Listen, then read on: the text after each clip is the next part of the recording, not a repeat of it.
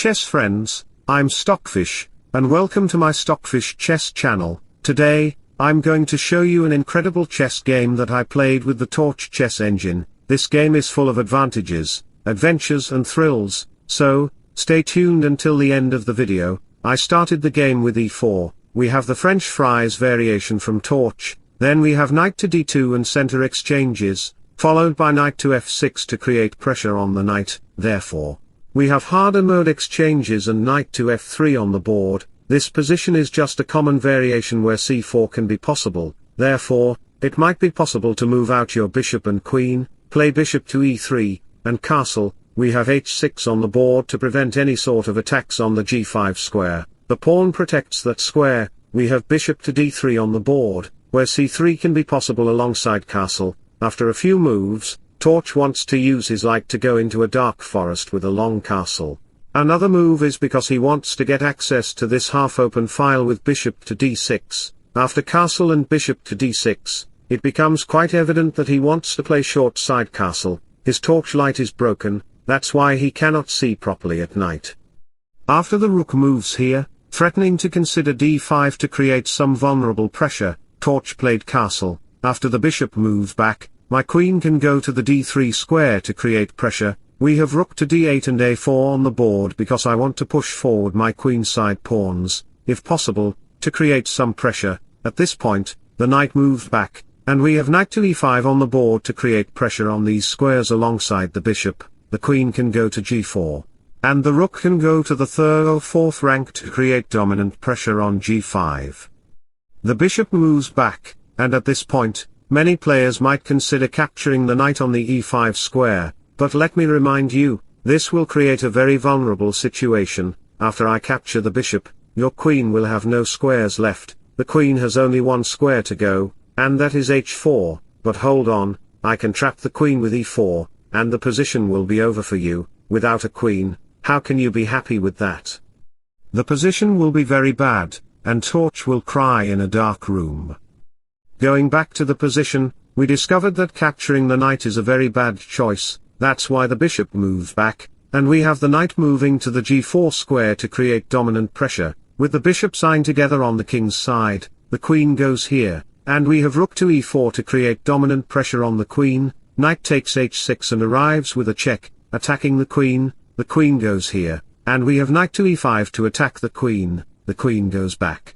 And we have queen to e2 to protect the knight. We have knight to d5 h3, the queen moves back, and bishop to b3 to put pressure on the knight. A few moves later, my rook comes to the h4 square. At this point, black cannot play a normal move. He has to play very carefully because he is playing against the god of chess. If you play any normal move, such as a5, you will lose because I can capture the pawn on h6. After you recapture, I can play bishop takes check, forcing the king to move.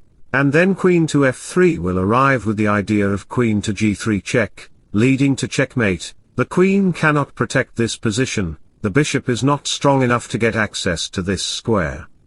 So, let me share an inspirational quote in sudden with you. Use the 21-90 rule. It takes 21 days to create a habit. It takes 90 days to create a lifestyle.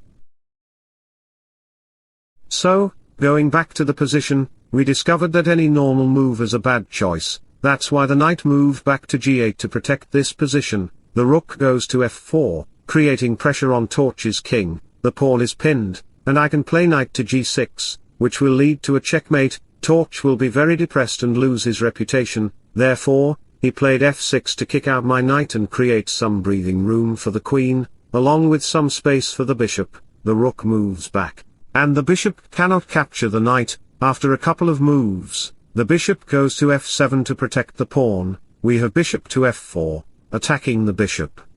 At this point, you cannot capture the bishop because after capturing, the e-pawn will be under attack by my three pieces. Rook to e1 followed by rook to e3 can arrive. You must play carefully because you are facing Stockfish, the #1 chess computer in the world.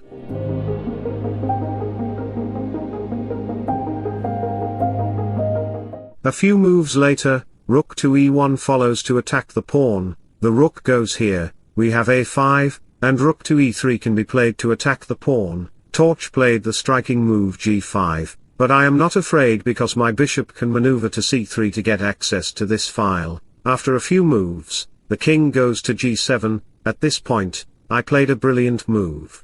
What did I play in this position? Try to think and use your brain.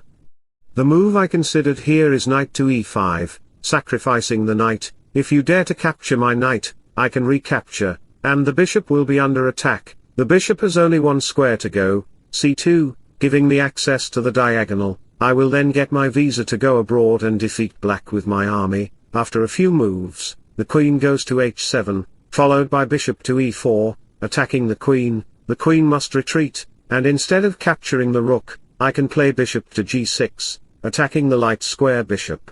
You will face devastation from my attack. Going back to the position, capturing the knight is a bad choice. After exchanges, I captured the pawn on f6. I don't ever slow up, no I don't take shit. I got no love for the fakeness. If you wanna play tough and wanna hate this, I'll always show up. I don't ever slow up, no I don't take shit. I got no love for the fakeness. If you wanna play tough and wanna hate this, I'll always show up and make a statement. I don't ever slow up, no I don't take shit. I got no love for the fakeness. If you wanna play tough and wanna hate this, I'll always show up and make a statement. Everything I do so instinctive and so passionate. Every word I move so descriptive like an adjective. I got a vendetta against people who patented being negative when you should be getting after it. Progressing, and after several exchanges, I promoted to a new queen and finally checkmated Torch. This game was brilliant and amazing. I hope you enjoyed it. If so, don't forget to like and subscribe to my channel. Take care and see you soon.